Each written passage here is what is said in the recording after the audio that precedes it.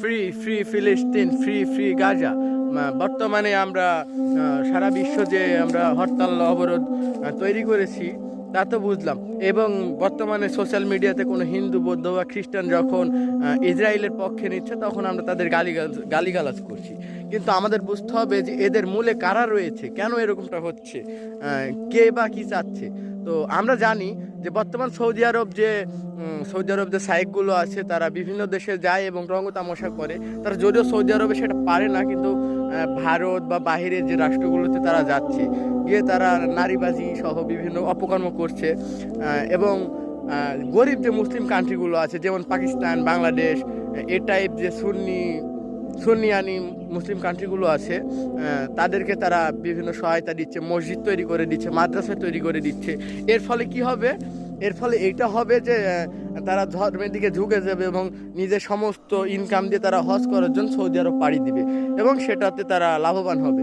এবং শুধুমাত্র যে আমরা কোক বা এ টাইপ জিনিসগুলো থেকে যে ইসরায়েলিকে সহযোগিতা করছি বা গাজার মানুষ হত্যা হচ্ছে শুধু এসবের টাকা দিয়ে তা নয়, এর মূলে রয়েছে সৌদি আরব সহ দুবাই, এরকম আরব কান্ট্রিগুলো চাইলেই কিন্তু সহজেই গাজাকে মুক্তি করতে পারে। জেরুজালেমের যে আটকা পড়ে আছে যে বাইতুল মুকাদ্দাস মসজিদ, সেটা তারা মুক্তি করতে পারে, কিন্তু তারা করবে না এই ভেবে যদি বাইতুল মুকাদ্দাস মসজিদ মুক্তি হয়ে যায় তাহলে কিন্তু কেউ একাধিকবার হজে যাবে না।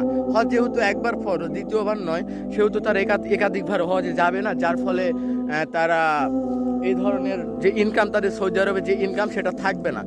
যার কারণে তারা সৌদি আরব কখনোই চাইবে না যে বর্তমানে মুসলমানদের প্রথম কেবলা আল আকসা মসজিদ মুক্তি হোক বা মুক্তি পাক, কিংবা ফিলিস্তিনের মানুষগুলো মুক্তি পাক, এটা কখনোই চাইবে না।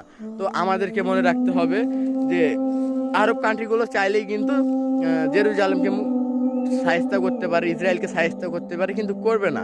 কারণ আমাদেরকে বুঝতে হবে আমরা আবেগী মুসলমান হয়ে লাভ নেই। আর এটা মনে রাখতে হবে কুরবানি করা হচ্ছে। তো আপনারা যারা বলেন সৌদি সরকার কাজ করে না কেন, বিভিন্ন ছোট ছোট মুসলিম কান্ট্রিগুলো যদিও মিনিমাম পর্যায়ে হুঙ্কার দেয়, কিন্তু সৌদি কেন হুঙ্কার দেয় না? তো আপনাদেরকে এটা বলার জন্য আসছিলাম আর কি, যে সৌদির ব্যবসা বন্ধ হয়ে যাবে যদি আল আকসা মুক্ত হয়। তো এই আর কি, এটাই ছিল কথা।